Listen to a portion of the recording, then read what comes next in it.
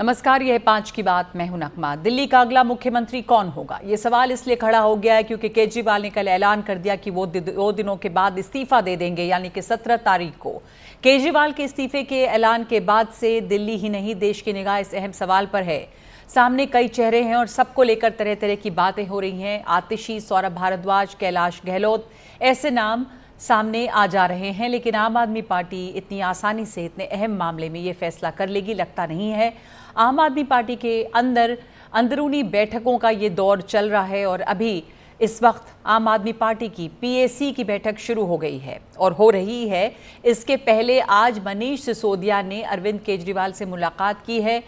Kejriwal LG से भी मिलेंगे। 4:30 बजे का वक्त मिला है शायद उन्हें मिलने का कल के लिए। हालांकि बीजेपी ये सवाल उठा रही है कि केजरीवाल को इस्तीफा देना है तो उन्होंने 2 दिन का समय क्यों लिया है।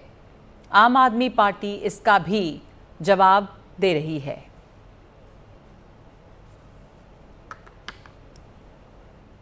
मोटे तौर पे टाइमलाइन ये है कि कल ये फैसला मुख्यमंत्री जी ने जनता के बीच में रखा है। कल इतवार था, आज ईद की छुट्टी है, लिहाजा कल यानी कि मंगलवार को जो पहला वर्किंग डे आता है उसमें मुख्यमंत्री अपने इस्तीफे को दे देंगे और इस्तीफा जैसे ही मंजूर होगा उसके बाद विधायक दल की जो है बैठक होगी।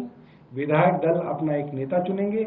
जो नेता चुना जाएगा वो अपना स्टेक टू पावर, जो अपना क्लेम है, वो उपराज्यपाल के माध्यम से राष्ट्रपति को अपना क्लेम देंगे। क्योंकि कोई ऐसी दिक्कत नहीं है, हमारे 60 विधायक हैं, तो जाहिर सी बात है उनको बुलावा आएगा और जब वो बुलावा आएगा तो फिर वो जो है अपनी शपथ लेंगे। तो इस तरीके का है और मुझे लगता है कि ज़्यादा दिन नहीं, 1 हफ्ते के अंदर ये सारी की सारी प्रक्रिया हो जानी चाहिए। तो सौरभ भारद्वाज ये बता रहे हैं कि जल्दी ही ये पूरी प्रक्रिया हो जानी चाहिए। इस वक्त पीएसी जो आम आदमी पार्टी की है, पॉलिटिकल अफेयर्स कमेटी, उसकी बैठक हो रही है और ये बैठक बहुत महत्वपूर्ण है। पॉलिटिकल अफेयर्स कमेटी ये तय करेगी कि मुख्यमंत्री कौन होंगे अगले। अरविंद केजरीवाल इस्तीफा देते हैं तो हमारी सहयोगी प्रेरणा शर्मा वहाँ पे मौजूद हैं जहाँ पर पीएसी की बैठक हो रही है। प्रेरणा, ये अरविंद केजरीवाल के घर पे बैठक होने वाली है, शुरू हो गई क्या बैठक? और वहाँ पर तमाम बड़े नेता, आपने जैसे बताया और तस्वीरें भी भेजी हैं कि सारे इंपॉर्टेंट नेता वहां पहुंचने लगे हैं, राघव चड्ढा और भी नेता। कौन कौन वहां पर आ गए हैं, क्या खबर है इस मीटिंग की अभी? जी नगमा, देखिए मीटिंग तो 5 बजे को शुरू होनी थी और अभी तमाम जो नेता हैं वो यहाँ पहुंच चुके हैं, जैसे कैलाश गहलोत, आतिशी, सौरभ भारद्वाज और मनीष सिसोदिया और एनडी गुप्ता और कई राघव चड्ढा, कई तमाम ऐसे नेता जो हैं वो यहाँ पहुंच चुके हैं और बैठक शुरू हो चुकी है। जी जी, तो बैठक शुरू हो चुकी है और ये पीएसी की बैठक है, इनकी पॉलिटिकल अफेयर्स कमेटी। और इस बैठक का एजेंडा क्या है? इस बीच में ये भी खबर थी कि एलजी से भी मुलाकात का समय मांगा है अरविंद केजरीवाल ने, तो उसके बारे में क्या जानकारी है? जी नगमा, इस बैठक के 3 मुख्य एजेंडे हैं। पहला इसमें यह है कि दिल्ली का अगला मुख्यमंत्री कौन होगा। दूसरा, इस पे भी विचार होगी, हरियाणा के चुनाव प्रचार पे भी विचार होगी और साथ ही कैबिनेट में कौन कौन होगा इस पर भी विचार होगा। और बात करें जहां तक लेफ्टिनेंट गवर्नर से समय मांगने की, तो उन्हें कल 4:30 बजे का अरविंद केजरीवाल को समय मिला है लेफ्टिनेंट गवर्नर वीके सक्सेना से मुलाकात करने के लिए। जी, हमारे साथ मेरे सहयोगी शरद शर्मा भी जुड़ गए हैं। शरद, इस वक्त ये बैठक जो है वो शुरू हो रही है और तमाम बड़े नेता वहां पर पहुंचे हैं। कई नामों की चर्चा शरद, कल से हम इस पर बातचीत कर रहे हैं। तो ये जो नाम सामने हैं प्रोबेबल कैंडिडेट्स, जिसमें सौरभ भारद्वाज का भी नाम है, आतिशी का भी नाम है, क्या आप उसके साथ साथ कुछ और नाम भी सामने आने लगे हैं? ये भी चर्चा सुनने में आ रही है कि कोई महिला ही मुख्यमंत्री बनेंगी अगली।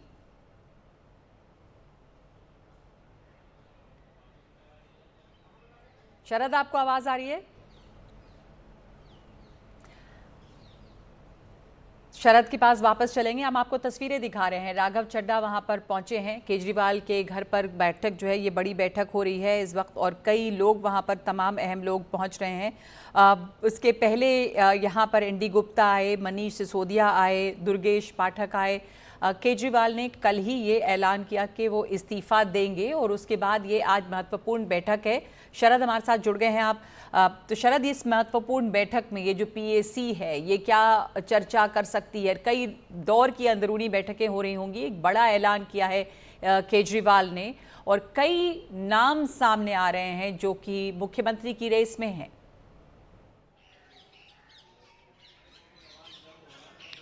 देखिए, संगठन के तौर पर ये एक बहुत बड़ी बैठक है, क्योंकि आम आदमी पार्टी की सबसे बड़ी डिसीजन मेकिंग बॉडी है ये।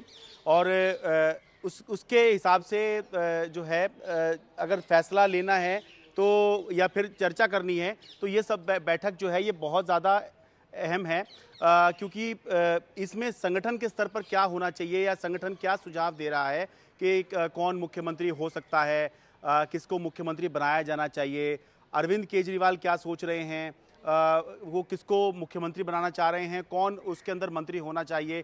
क्योंकि जब मुख्यमंत्री इस्तीफा देते हैं तो अकेले मुख्यमंत्री इस्तीफा नहीं देते हैं, बल्कि पूरी कैबिनेट का ही इस्तीफा हो जाया करता है। तो इसका मतलब पूरी की पूरी एक नई कैबिनेट जो है वो शपथ लेगी अरविंद केजरीवाल के साथ में। अरविंद केजरीवाल की जो कैबिनेट अभी है, इसमें एक वैकेंसी खाली भी है। जो एक मंत्री हैं उन्होंने इस्तीफा दे दिया था, तो क्योंकि अरविंद केजरीवाल जेल में थे, नया मंत्री अपॉइंट नहीं हुआ है। तो क्या जो मौजूदा हैं उनमें से किसी को संगठन में लाने की ज़रूरत है, या फिर जो अभी चल रहा है वो ठीक है, और उनके साथ एक जो दलित मंत्री है उसको और लाने की ज़रूरत है। तो ये सब चर्चाएं आज की बैठक में हो सकती है, लेकिन क्या इसके बाद में घोषणा कर दी जाएगी, ये अभी नहीं कहा जा सकता है। इसके लिए हमें बैठक का इंतज़ार करना होगा। जब बैठक खत्म होगी तो उसके बाद में संभव है कि कुछ बताया जाए, या ये हो सकता है कि कल की रणनीति बताई जाए कि कल कितने बजे क्या होगा, या कल क्या जो विधायक दल की बैठक है वो कल ही बुलाई जाएगी, या फिर आगे चलकर बुलाने का कोई योजना बनाई जा रही है। तो ये सब जो है जब ये बैठक खत्म होगी तब हमको पता चलेगा। जी, हमारे साथ इस वक्त जुड़ गए हैं निवांश शर्मा, जो प्रवक्ता है आम आदमी पार्टी के, और रोहन गुप्ता है बीजेपी प्रवक्ता।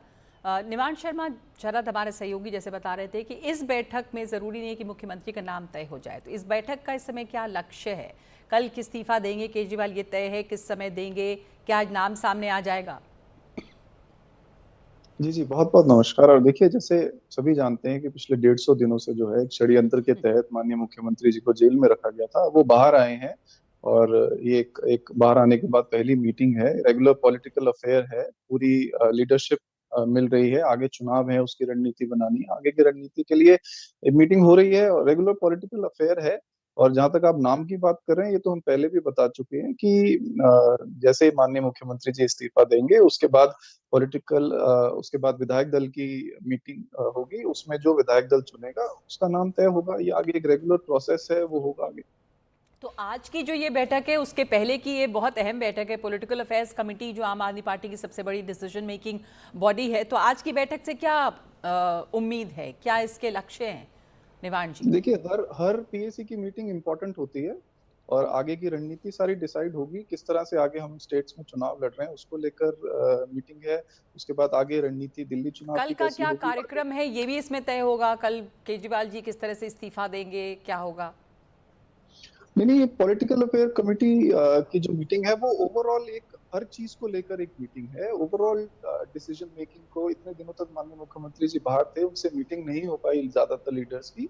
तो एक ओवरऑल फीडबैक मीटिंग भी है, और आगे की रणनीति के लिए मीटिंग है। जी, रोहन गुप्ता जी, केजरीवाल जी ने इस्तीफे का ऐलान कर दिया है, कल इस्तीफा देंगे। बीजेपी सवाल कर रही है कि 2 दिन इंतजार क्यों, पहले ही क्यों नहीं? जवाब भी आया है कि क्योंकि छुट्टियां थी इसी के लिए। अब ये बैठक इस समय पे हो रही है और अगला मुख्यमंत्री कौन होगा, लेकिन बीजेपी की तरफ से ये भी आवाज़, ये सवाल हो रहा था कि सिर्फ मुख्यमंत्री क्यों, पूरे की पूरी कैबिनेट जो है वो इस्तीफा दे। नगमा जी, मुझे लगता है कि केजरीवाल नैतिकता के पैमाने की बात करते करके निम्रता के नए स्टैंडर्ड सेट किए हैं। जिस प्रकार से देश के इतिहास में पहली बार हुआ है कि किसी मुख्यमंत्री के खिलाफ इतनी ज्यादा पाबंदी कोर्ट ने लगाई हो। ये कहा गया कि वो अपने कार्यालय में नहीं जा सकते, कोई निर्णय नहीं सकते, कोई फाइल पे साइन नहीं कर सकते, और फिर भी नैतिकता की आप बात कर रहे हैं। आप कोर्ट ने ये भी कहा कि आप बाहर जाके इस निर्णय के बारे में, उन्होंने खुद ऐलान किया कि वो इस्तीफा देंगे। तो आपको नहीं लगता कि उन्होंने ये नैतिक इस्तीफा, जिम्मेदारी नगमा ली जी, है? अगर नैतिकता की बात होती तो इस्तीफा जब जेल में गए तभी दे देते, क्योंकि सीरियस थे चार्जेस। आज नैतिकता की बात कहां से आ गई? जब आप जेल में रहे तब आपकी नैतिकता नहीं थी। तो उन्होंने ये दिल्ली की कहा जनता को है आपने कि अब वो परेशान किया। लोगों के चुने जाने के बाद ही कुर्सी पर बैठेंगे, इलेक्शंस की मांग कर रहे हैं वो कि जल्द मैं आपको वही इलेक्शंस कह रहा हूँ। देखो उनको जनता ने जवाब 3 महीने पहले दे दिया, जब सुप्रीम कोर्ट ने उनको चुनाव के लिए पेरोल, वो जेल से बाहर आए 3 महीने के बाद में। आज आप अच्छा देखिए चलिए, क्या हाल अभी है। तो वो इस्तीफा दे रहे हैं जैसा उन्होंने ऐलान किया है। अब ये जो इस्तीफा है उसे आप कैसे देखते हैं? क्या आपको लगता है देखिए गेम प्लान केजरीवाल का, उन्हें ये सिंपैथी देखिए मिलेगी गेम इससे? प्लान नहीं है मास्टर नगमा स्ट्रोक है जी, उनका?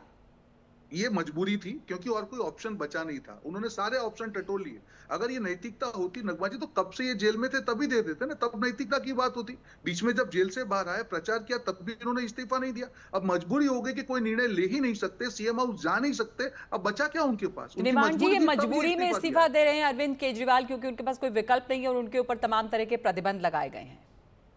देखिए, बीजेपी को भी समझ नहीं आ रहा है कि क्या करना है। ये आउट ऑफ फ्रस्ट्रेशन है कि ये कुछ भी ऐसा बोल रहे हैं। पहले इस्तीफा इसलिए नहीं दिया क्योंकि वो बीजेपी के सामने और बीजेपी के षड्यंत्र के सामने झुकना नहीं चाहते थे। वो देश में बीजेपी को कामयाब नहीं होने देना चाहते थे। जो षड्यंत्र कर रहे थे कि चुनी हुई सरकारों को एक फर्जी केस में फंसाओ, पीएमएलए एक्ट लगाओ, जेल में डालो, सरकारें गिरा दो, वो ये कामयाब नहीं होने देना चाह रहे तो थे, इसलिए इस्तीफा अरविंद नहीं दिया। केजरीवाल ने अब इस्तीफा देने का जो फैसला किया है वो क्यों? अब इस्तीफा देने का फैसला इसलिए किया है क्योंकि हमारी राजनीति के, हमारे देश की राजनीति के इतिहास में पहली बार ऐसा हो रहा है कि अगर किसी के ऊपर, किसी ईमानदार व्यक्ति के ऊपर कीचड़ उछाला जा रहा है तो वो जनता के बीच में जाके ये जवाब चाहता है, जनता का जवाब चाहता है कि क्या जनता ये समझती है कि मैं ईमानदार हूं, क्या जनता ये समझती है कि मैंने कुछ गलत किया है। वो अपना फैसला अपने वोट से चुना है, इसलिए निवान वो जी, लेकिन एक पहले की बात याद आ रही है, एक दफा और अरविंद केजरीवाल ने इस्तीफा दिया था और तब कहा था कि माफ कर दीजिए, मैं दोबारा नहीं करूंगा ऐसा। नहीं, देखिए, मैं आपसे वही चीज बोल रहा हूँ कि अरविंद केजरीवाल जी ने हमेशा भारत की राजनीति में एक ऐसी चीज करके दिखाई है जो पहले कभी नहीं हुई है। क्या कभी आपने सुना है कि कोई मुख्यमंत्री जो है वो जब कोर्ट से उन्हें बेल मिल जाए और वो भी इतने सख्त कानूनों में और बाहर आके इस्तीफा दें? वो चाहते तो सीएम बने रह सकते थे। मैं आपसे ये पूछ रही हूँ कि ये जो इस्तीफा उन्होंने एक बार पहले भी दिया था, उसका मैसेज बहुत अच्छा नहीं गया था जनता में और उन्होंने खुद उस पर माफी भी मांगी थी। ये जो इस्तीफा है, इससे क्या उम्मीद कर रही है आम आदमी पार्टी? ये सिंपैथी दिलाएगा आम आदमी पार्टी को इलेक्शंस में? बहुत क्लियर उम्मीद है। अरविंद केजरीवाल जी जनता के बीच में गए हैं। अरविंद केजरीवाल जी वो व्यक्ति हैं जिन्होंने कभी भी मुश्किल निर्णय लेने से कभी पीछे नहीं हटे हैं। उन्होंने आईआरएस, अपने इनकम टैक्स कमिश्नर की नौकरी छोड़ी थी सिर्फ इस वजह से क्योंकि वो लोगों के लिए कुछ करना चाहते थे। अब भी ये बीजेपी वाले जो उनके ऊपर झूठे आरोप लगा रहे हैं, उनसे बिल्कुल जनता के बीच में, जनता का निर्णय लेने के लिए गए हैं कि मैंने कुछ नहीं किया।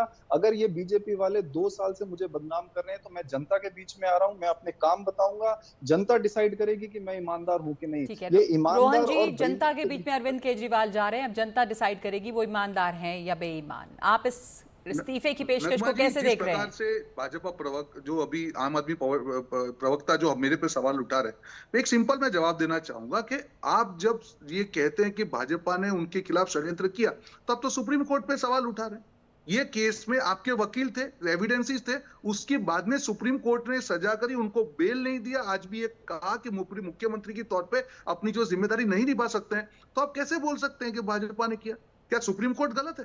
क्या सुप्रीम कोर्ट ने ये कहा कि आप अपने कार्यालय में तो सुप्रीम कोर्ट तो बोलिए, चैलेंज के साथ मैं बता रहा हूं, अगर आप में हिम्मत है एक आखिरी सवाल आपसे रोहन जी, एक आखिरी सवाल, आपको ये मास्टर स्ट्रोक लगता है या फिर आपको लगता है कि ये गलती है इस्तीफे की पेशकश? ये सेल्फ गोल है और मजबूरी है। और आप देखिए, आपका एक टाइटल है कि केजरीवाल के बाद दिल्ली आबाद और जनता करेगी धन्यवाद। ये आप देखते रहिए, ये होने वाला है दिल्ली में। आपने एक नया स्लोगन दे दिया, लेकिन ये बड़ा सवाल है कि केजरीवाल के बाद कौन? अभी तो ये तय होना है कि मुख्यमंत्री पद पे कौन बैठेगा और ये कि केजरीवाल की जो इस्तीफे की इस वक्त पेशकश है, इसीलिए 48 घंटे मांग रहे हैं। जी ही, तो इसलिए 48 घंटे मांग रहे हैं। नहीं, सबको जरूरत होती है और ये देखना है कि इस इस्तीफे क्या संदेश क्या जाता है जनता में, और ये कि क्या केजरीवाल का ये मास्टर स्ट्रोक साबित होगा या फिर एक गलती साबित होगी। धन्यवाद आप दोनों का। बैठक इस वक्त चल रही है, आगे देखना है कि आज की बैठक में क्या बातें सामने आती हैं और तमाम अहम नेता वहां पर पहुंच चुके हैं। ये पॉलिटिकल अफेयर्स कमेटी की बैठक है, तो कुछ ही देर में ये बातें भी सामने आएंगी कि इस बैठक में किन बातों पर चर्चा हुई। हालांकि उम्मीद कम लग रही है कि आज ही किसी दूसरे मुख्यमंत्री के नाम का ऐलान कर दिया जाएगा। इस्तीफा कल देंगे अरविंद केजरीवाल, जैसा उन्होंने ऐलान किया है। तो आगे बढ़ते हैं। झारखंड विधानसभा चुनाव से पहले देश के पूर्व वित्त एवं विदेश मंत्री यशवंत सिन्हा ने अपनी नई पार्टी का ऐलान किया है, शुरू की है। उन्होंने हजारीबाग में अटल विचार मंच नाम से नई राजनीतिक पार्टी का गठन किया है। हजारीबाग के पुराने बीजेपी कार्यालय अटल भवन में इस पार्टी का दफ्तर खुला है। यशवंत सिन्हा ने ये ऐलान किया है कि उनकी पार्टी अगले विधानसभा चुनावों में सभी 81 सीटों पर चुनाव लड़ेगी और ये भी कहा है कि तमाम ईमानदार लोगों को टिकट देने में प्राथमिकता दी जाएगी। यशवंत सिन्हा जी हमारे साथ हैं, पूर्व वित्त मंत्री और पूर्व विदेश मंत्री और देश के बड़े नेता, जो देश की राजनीति के केंद्र में रहे। यशवंत सिन्हा जी, धन्यवाद आपका। और ये नई पार्टी का आपने ऐलान किया है, ये जो पार्टी है आपकी, उसको बनाने का विचार या उसकी ज़रूरत आपको इस समय क्यों लगी?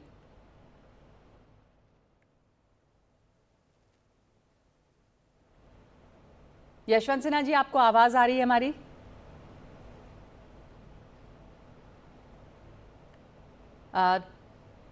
शायद उनसे संपर्क नहीं हुआ। यशवंत सिन्हा जी, आप हमें सुन पा रहे हैं? फिर से ट्राई करेंगे हम।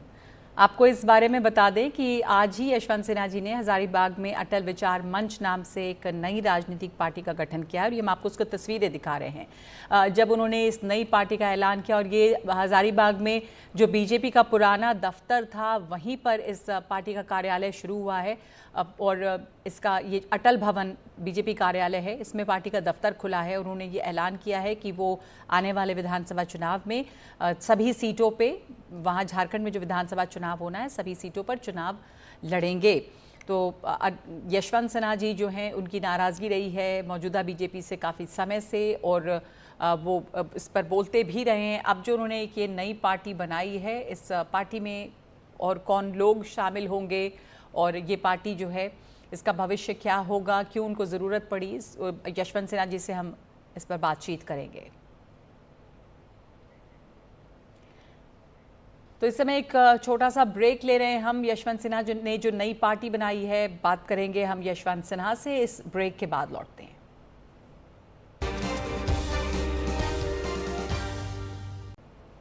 तो झारखंड विधानसभा चुनाव से पहले देश के पूर्व वित्त मंत्री और विदेश मंत्री यशवंत सिन्हा ने अपनी नई पार्टी शुरू की है और ये पार्टी का जो कार्यालय है वो पुराना बीजेपी कार्यालय है, जहां ये पार्टी का दफ्तर शुरू किया गया है। अटल विचार मंच नाम से ये नई पार्टी शुरू की गई है। यशवंत सिन्हा जी हमारे साथ जुड़े हैं, बहुत धन्यवाद आपका यशवंत सिन्हा जी। और इस पार्टी का नाम अटल विचार मंच रखा है आपने, इस पार्टी को शुरू करने का विचार कैसे आया और किन सिद्धांतों पे बनाई है आपने ये पार्टी?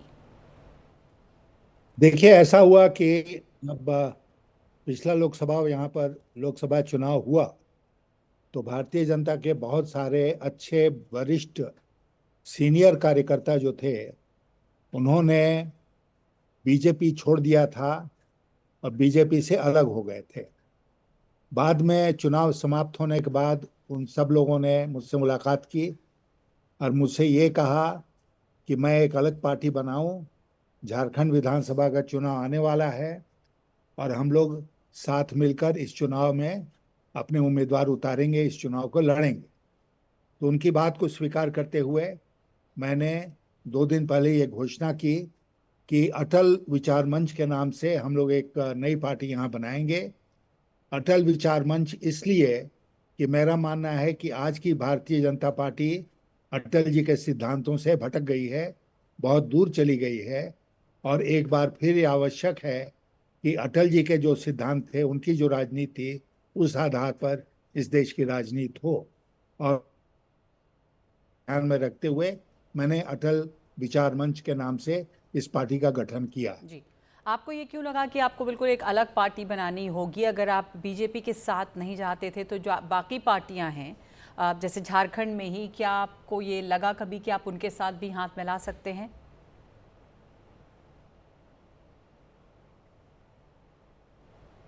यशवंत जी, आपको आवाज आ रही है हमारी?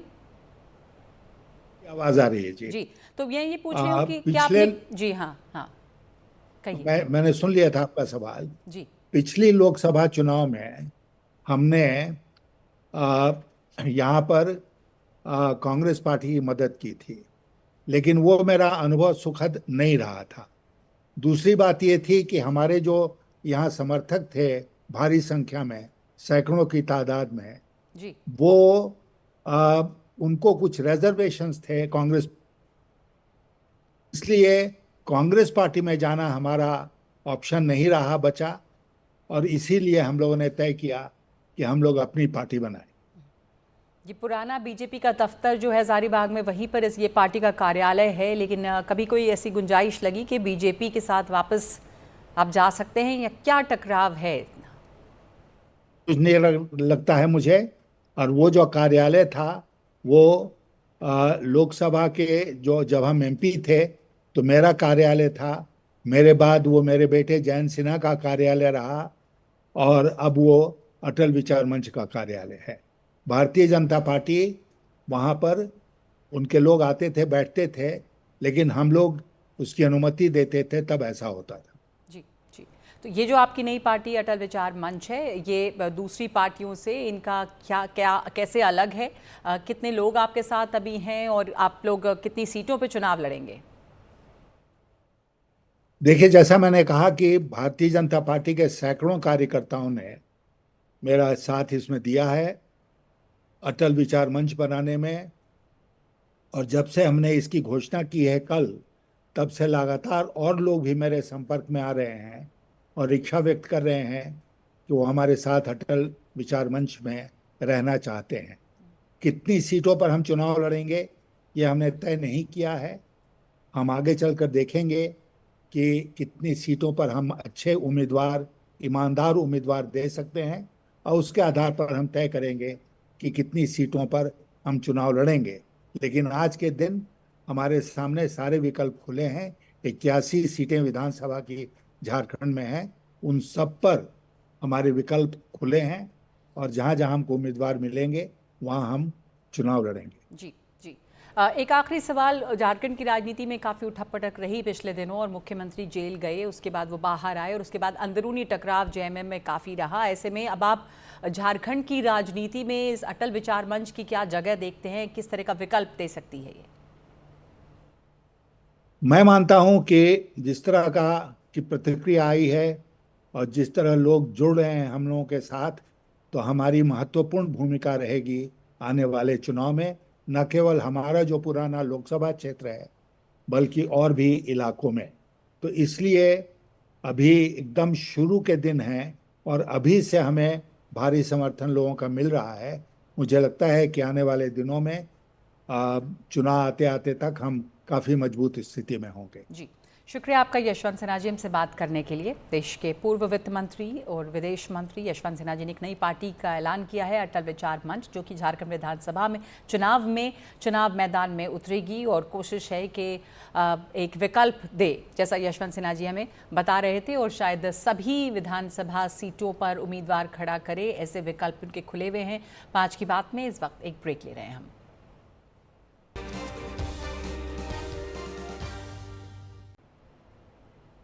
बिहार में 2016 से शराबबंदी लागू है, लेकिन इस 8 वर्षों में लगातार शराबबंदी का मजाक बनाने वाली खबरें आती हैं, या फिर ऐसी सेहरा देने वाली त्रासदियां सामने आती हैं। ताज़ा मामला मखौल का ही है। बिहार में शराबबंदी को कामयाब बनाने की जिम्मेदारी पुलिस के कंधे पे है, लेकिन कैमूर के एक दरोगा और 2 चौकीदार थाने में ही शराब पार्टी करते हुए पकड़े गए। पूरी घटना की सूचना स्थानीय लोगों द्वारा एसपी को तत्काल दे दी गई, जिसके बाद थाने पर छापा मारा गया, और छापे के वक्त सब इंस्पेक्टर राजीव रंजन और 2 चौकीदार रंजीत और अमरेंद्र को गिरफ्तार किया गया है। जांच के दौरान तीनों के शराब पिए होने की पुष्टि भी हुई है, और इसके बाद तीनों पुलिसकर्मियों को निलंबित कर दिया गया है। बिहार के वरिष्ठ मंत्री अशोक चौधरी का ये कहना है कि शराबबंदी के लिए सरकार की नीयत ठीक है, लेकिन इसके बाद भी ज़मीन पर इसे ढंग से लागू नहीं किया जा सका है। इसकी नाकामी पर हमारे सहयोगी मनीष कुमार ने बात की है अशोक चौधरी से। बिहार में शराबबंदी की दुर्गति क्यों है, इस पर बात करने के लिए हमारे साथ वरिष्ठ मंत्री अशोक चौधरी जी हैं। हर दिन शराबबंदी के संबंध में कुछ न कुछ निगेटिव खबर आती है कि थाने में भी जो पुलिस अधिकारी हैं शराब पीते पकड़े जाते हैं, ऐसा क्यों? अच्छा, आप हमको मनीष जी एक बार बताइए कि डाउरी एक्ट बना देश में, कब बना? देश में दाउरी एक्ट 100% हो गया? SC/ST एट्रॉसिटी एक्ट कब बना? आर्म्स एक्ट कब बना? तो लोग तो सरकार की नीयत होती है, सरकार पॉलिसी बनाती है, तो 10-20-25% लोग ऐसे होते हैं जो सरकार के नियम कानून पर विश्वास नहीं करते हैं और अपने तरीके से सिस्टम को चलाते हैं। अब पूरे देश में नशाबंदी है, चरस गांजा बंद है, चरस गांजा बिकता है कि नहीं बिकता है, लेकिन उसके लिए पूरे देश में एक नारकोटिक्स डिपार्टमेंट बना हुआ है, फिर भी हो रहा है।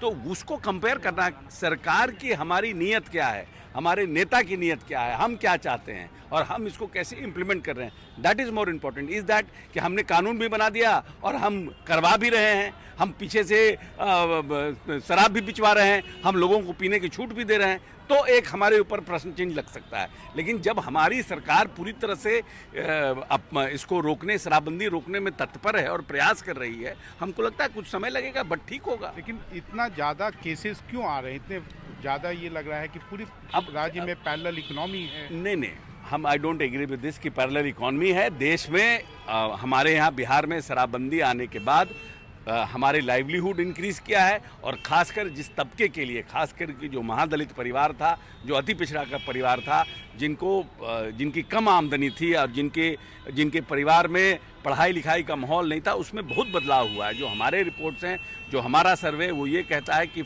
बहुत फ़ायदा हुआ है।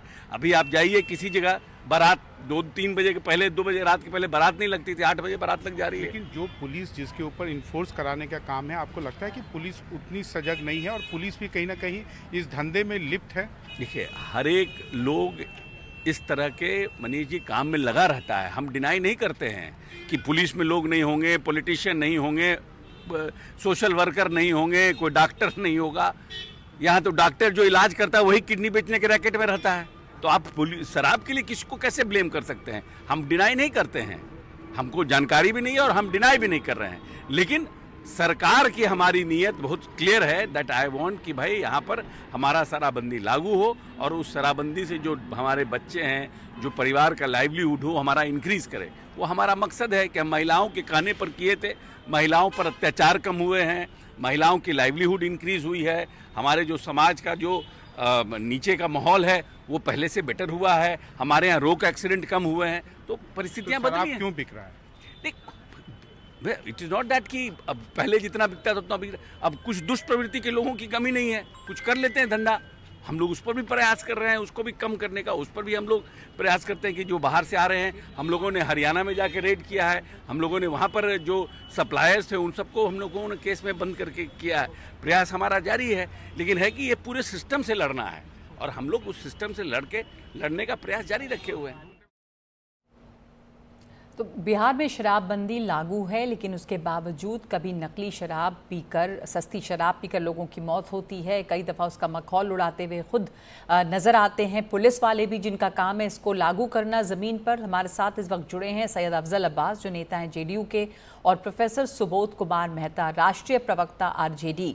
सैयद अफजल अब्बास, ये शराबबंदी की ऐसी दुर्गति क्यों है बिहार में? जब से शराबबंदी है, हर साल, हर कुछ दिनों पे हमें याद है कि हम लोग इस बात पर चर्चा करते हैं कि नकली शराब पीने से मौत हुई। शराबबंदी से वहां पर क्या फायदा हो पाया है? नजमा साहब, मैं बता दूं आपको, शराबबंदी का जो फायदा आप देख रही हैं, तो अभी बिहार सरकार ने एक सर्वे कराया था जिसमें लगभग 96% लोगों ने शराब पीना छोड़ दिया। यह बिहार सरकार का सर्वे है। और मैं ये भी बता दूं आपको, 99% महिलाएं और 92% जो मेल हैं उन लोगों ने शराबबंदी के पक्ष में है। देखिए, कानून बनता है, कानून सरकार का काम बनता है, बनाना काम है, इम्प्लीमेंट कराना भी काम है, लेकिन कुछ ऐसे लोग होते हैं जो कानून का उल्लंघन करते हैं। अभी तो वही लोग जो कानून को, जिनके हवाले है कानून और जिनको इम्प्लीमेंट करना है जमीन पर, जब वही ये कर रहे होते हैं, हमने आपको तस्वीरें अभी दिखाई, आपने भी देखा होगा इस थाने की तस्वीर, तो पुलिस वाले, जाहिर है पुलिस भी उसी पब्लिक में से है, पर ये कर रहे हैं जिनका काम है। इसका मतलब साफ है कि जो इम्प्लीमेंटेशन है जमीन पे वो कामयाब नहीं है। देखिए नगमा जी, मैं आपकी बात से मैं एग्री कर रहा हूँ, लेकिन ये इसका मतलब ये नहीं कि कानून बनाना गलत था। और देखिए, एक चीज बताइए कि आज 302 का केस होता है कि नहीं होता? मर्डर केस बना हुआ, गोली मारिएगा तो मर्डर होगा।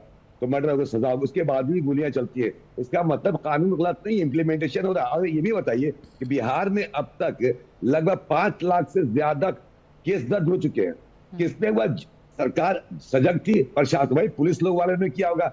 अगर पर ये जो केसेस दर्ज होते हैं अफजल अब्बास साहब, वो किन लोगों के खिलाफ? ये भी कहा जाता है कि ज्यादातर जो गरीब हैं वही इसमें फंसते हैं, उन्हें पकड़ा जाता है, वही सस्ती शराब पीते हैं। देखिए, विपक्ष का काम है कहना, लेकिन मैं कहता हूं कि गरीब अमीर की बात नहीं है। जो इसमें दोषी पाए जा रहे हैं उनके खिलाफ किया जाता है। अब आप बिहार सरकार और माननीय नीतीश कुमार जी ने जो 16 में बिल आया, महिलाओं के कहने पे आया था और उसके बाद से लागू है। मेरा ये सिर्फ कहना है कि क्या सरकार उन शराब पीने वाले, पार्टी करने वाले पुलिस पदाधिकारियों पे केस दर्ज हुआ या फिर उनको निलंबित किया गया या नहीं? ये तो आपके सामने आप भी बोले, जग जाहिर है। तो कानून अपना काम कर रहा है और करना भी चाहिए। सुबोध कुमार जी, आप इससे सहमत हैं कि कानून अपना काम कर रहा है, करेगा? ऐसे लोग तो हमेशा ही होते हैं जो कानून तोड़ेंगे, पर कानून बनना चाहिए और इससे फायदा हुआ है लोगों का। देखिए नगमा जी, जो माननीय मंत्री ने जो अभी वक्तव्य दिया और अभी अब्बास साहब कह रहे हैं, ये आश्चर्य लगता है कि इस तरह की बातें कह रहे हैं। देखिए, पहले मैं पुलिस पर आऊंगा, फिर शराब पर आऊंगा। देखिए, जिस तरीके से पुलिस का व्यवहार रहा है जब से ये शराबबंदी हुई है, आप खुद ही देखिए कि आज जो आप बता रही हैं कि वहां पे दरोगा सस्पेंड हो गया, थाने में ही वो दारू पी रहा था। तो उससे पहले भी देखिए, जो गणेश जी का सारथी है चूहे के ऊपर 9 लाख लीटर शराब पीने का FIR पुलिस करती है। होम मंत्री जो है नीतीश कुमार है, बॉर्डर इनके पास है, बॉर्डर से शराब अंदर कैसे आ रहा है? पैरेलल इकोनॉमी, 20,000 करोड़ का पैरेलल इकोनॉमी चल रहा है। और जहां तक बात रही शराब पीने की, तो मैं बता दूं, पूरे भारत में 2015 का ये जो है नेशनल हेल्थ फैमिली प्लानिंग का डाटा है कि शराब जो है बिहार में 11% पीते थे लोग, आज जाकर ये सारे 15% लोग शराब पी रहे हैं। 29 लाख लीटर शराब का खपत है बिहार में। अभी आपने अशोक चौधरी को सुना कहते हुए कि एक सर्वे कराया गया है बिहार सरकार का और उसमें पता चलता है।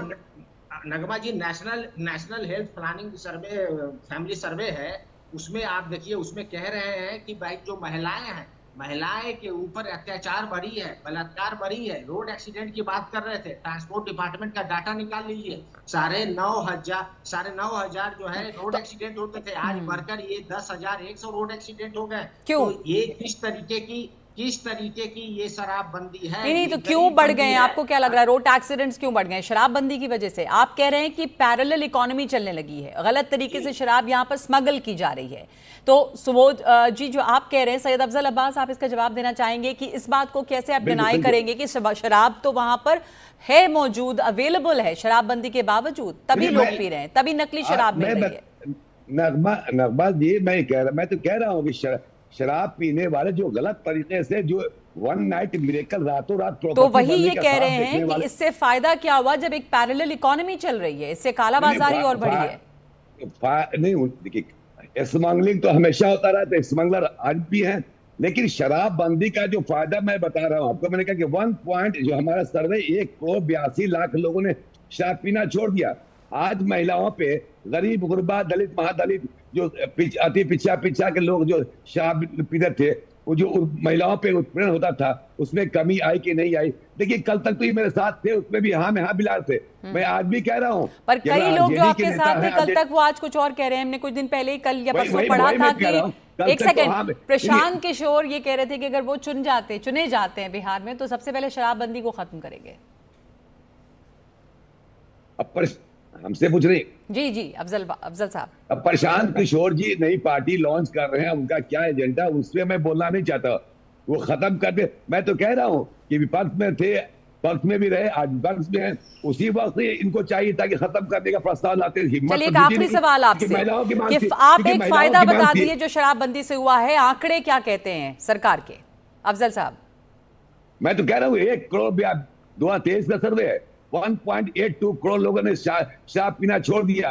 99% 1.82 करोड़ लोगों ने शराब पीना छोड़ दिया। और सुबोध मेहता ये कह रहे हैं कि जहां 15 कि ये जो फीसदी है, प्रतिशत है शराब पीने वालों का, वो और बढ़ गया है। सुबोध जी, तो आप कौन सा आंकड़ा और आप कौन सा आंकड़ा कोट कर रहे हैं? मैं नहीं कह रहा हूँ, हम तो बिहार सरकार का सर्वे बता रहे हैं आपको, नेशनल फैमिली हेल्थ सर्वे। जी, सर्वे का डाटा है, 2020 का भी डाटा है, उसके बाद का भी डाटा आप देखिए। जो बिहार में जो नेशनल एवरेज है शराब पीने का वो लगभग 12% है, जो बढ़कर बिहार में ही लगभग 15.5% हो गया है।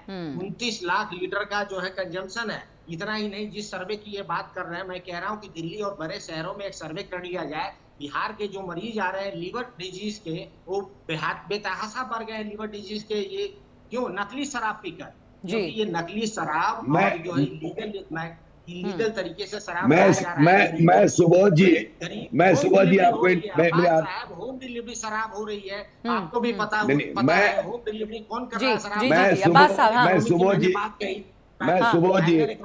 कहिए अपनी बात कहिए अब्बास साहब।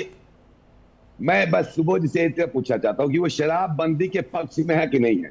अगर पक्ष में है तो पक्ष की बात करें, वरना साफ पब्लिकली आगे बोले कि हम शराबबंदी नहीं चाहते। सब मिलकर तो लागू किया गया था उस वक्त। सुबोध जी, आप इसके पक्ष में या विपक्ष में? शराबबंदी के खिलाफ हैं? सरकार में रहते हैं तो सरकार की तारीफ करते हैं, सरकार से बस छोटा सा जवाब दे दीजिए, बस इतना ही वक्त है इस बात चर्चा पे। स्टैंडर्ड का पैमाना नहीं होना चाहिए। एक सेकंड अब्बास साहब, एक सेकंड सुन तो लीजिए। आपने एक सवाल पूछा है कि पक्ष में कि विपक्ष में, सुन लीजिए एक मिनट जी, बताइए। हम संविधान के साथ हैं। संविधान के निर्माताओं ने आर्टिकल 47 में शराबबंदी की बात कही है।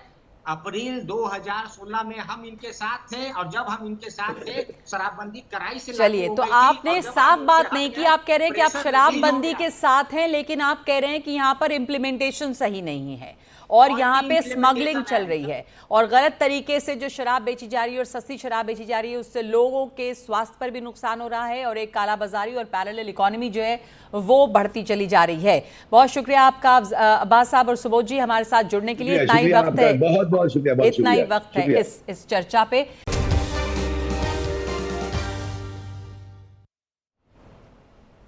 दिल्ली के ग्रेटर कैलाश पार्ट 1 के जिम में पिछले दिनों जो गोलीबारी हुई उसने सबको हैरान कर दिया। ये समझ में आया कि जिस माफिया या गैंग वॉर की बात हम अब तक दूर दराज के इलाकों में के लिए करते हैं, वो अब बिल्कुल राजधानी के दिल तक चला आया है।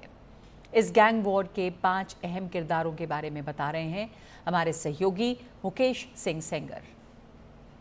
लॉरेंस बिश्नोई, हाशिम बाबा, रोहित गोदारा, कुणाल छाबड़ा और रणदीप, ये 5 वो किरदार हैं जिनके इर्द गिर्द नादिर शाह हत्याकांड की जांच की सुई घूम रही है। तो आखिर इस हत्याकांड में इन 5 किरदारों की क्या भूमिका है और क्या इनकी क्राइम कुंडली है, ये हम आपको बारी बारी से समझाते हैं। सबसे पहले बात करते हैं लॉरेंस बिश्नोई की, यानी किरदार नंबर 1 की। लॉरेंस बिश्नोई इस समय गुजरात की साबरमती जेल में बंद है और उसके पूरे देश में 700 से ज़्यादा शूटर हैं। देश में कई छोटे और बड़े अपराधी उसके एक इशारे पर काम करने को तैयार हैं। यहाँ तक कि विदेश में भी कई गैंगस्टर उसके लिए काम करते हैं। लॉरेंस बिश्नोई का नाम सिद्धू मूसेवाला हत्याकांड के बाद चर्चा में आया, लेकिन एक बार फिर उसका नाम चर्चा में है क्योंकि नादिर शाह हत्याकांड में सीधे तौर पर वो आरोपी बताया जा रहा है। दरअसल कुछ महीने पहले लॉरेंस ने नादिर शाह के बेहद करीबी दोस्त कुणाल छाबड़ा से करीब 5 करोड़ रुपए की एक्सटॉर्शन मनी मांगी थी। कुणाल छाबड़ा दिल्ली में लगभग हर अवैध कॉल सेंटर का मालिक है, लेकिन जो नादिर शाह है उसने कुणाल छाबड़ा से कहा कि ये पैसे उसको नहीं देने हैं। दरअसल नादिर पुलिस के बड़े अधिकारियों के साथ उठता बैठता था, इसीलिए उसने पुलिस का रुतबा दिखाते हुए कुणाल छाबड़ा को पैसे नहीं देने दिए। इसके बाद ही जो नादिर है वो लॉरेंस के निशाने पर आ गया और लॉरेंस ने उसको मारने की ठान ली। लॉरेंस ने ये काम सौंपा विदेश में बैठे रोहित गोदारा को, यानी कि जो हमारा किरदार नंबर 2 है वो रोहित गोदारा है। रोहित गोदारा इस समय अमेरिका में है और वो राजस्थान का एक बड़ा गैंगस्टर है। जयपुर में वो एक बड़ी हत्या को अंजाम देने के बाद उसका नाम सामने आया था और तब से वो कहा जाता है कि अमेरिका में है। सुखदेव गोगा मेडी की उसने जयपुर में हत्या की थी, उसके बाद से वो भाग गया था। तो रोहित गोदारा को ये टास्क दिया गया। रोहित गोदारा ने एक और गैंगस्टर रणदीप को भी इस कॉन्स्पिरेसी में शामिल किया। रणदीप तीसरा किरदार है। रणदीप मूल रूप से आजमगढ़ का रहने वाला है और हत्याकांड के लिए उसने आजमगढ़ से कई शूटर भेजे, जिनमें 3 शूटरों को दिल्ली पुलिस ने गिरफ्तार कर लिया है। रणदीप के खिलाफ गैर जमानती वारंट भी जारी किया गया है, लेकिन वो पकड़ से बाहर है क्योंकि अमेरिका में है। तो ये 3 किरदार हुए। चौथा जो किरदार है वो हाशिम बाबा है। हाशिम बाबा इस समय दिल्ली की तिहाड़ जेल में बंद है और हाशिम बाबा उत्तर पूर्वी दिल्ली का सबसे बड़ा नाम है, सबसे बड़ा गैंगस्टर है। हाशिम बाबा 2007 में अपराध की दुनिया में आया। उसका नाम अनीस था, लेकिन वो संजय दत्त को अपना रोल मॉडल मानता था, इसीलिए उसने संजय दत्त की तरह बड़े बड़े बाल रखे और अनीस से नाम बदलकर संजू बाबा की तर्ज पर उसने अपना नाम हाशिम बाबा रख लिया। लेकिन 2020 में दिल्ली पुलिस ने उसको मुठभेड़ के बाद गिरफ्तार कर लिया और तब से वो तिहाड़ जेल में है। तो हाशिम बाबा को टास्क दिया गया कि वो शूटर मुहैया कराए दिल्ली से।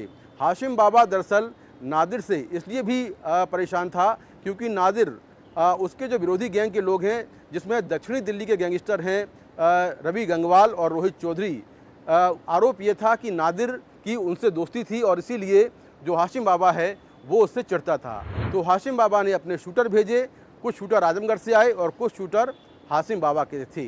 अब जो चौथा जो किरदार था वो हाशिम बाबा है, जो इस पूरे मामले में तिहाड़ जेल में बैठकर एक पूरी तरह से कॉन्स्पिरेसी कर रहा था और उसने हत्याकांड में अपने शूटर भेजे। पांचवा किरदार है कुणाल छाबड़ा। कुणाल छाबड़ा पश्चिमी दिल्ली का रहने वाला है, नादिर शाह का बिजनेस पार्टनर है और इस समय दुबई में है। क्योंकि जैसे ही लॉरेंस ने उससे 5 करोड़ रुपए मांगे, उसके बाद वो दुबई भाग गया था क्योंकि लगातार उसको धमकियां मिल रही थीं। वहीं नादिर ने उसको पैसे नहीं देने दिए क्योंकि नादिर और कुणाल छाबड़ा दोनों ही बिजनेस पार्टनर थे। इसीलिए नादिर ने कहा कि पैसे नहीं देने हैं क्योंकि नादिर के जो संबंध थे वो कई पुलिस के अधिकारियों से थे और उसका रुतबा दिखाते हुए कुणाल छाबड़ा को उसने पैसे देने से मना किया। तो इसी के चलते इस पूरे हत्याकांड की साजिश रची गई और जो पूरी साजिश है वो गुजरात से लेकर दिल्ली से लेकर तिहाड़ जेल से लेकर अमेरिका तक हुई और यहाँ आजमगढ़ तक भी उसके कनेक्शन सामने आए हैं और इस तरह से पूरे हत्याकांड को अंजाम दिया गया। नई दिल्ली से कैमरामैन स्टीफन के साथ मैं मुकेश सिंह सेंगर, NDTV इंडिया।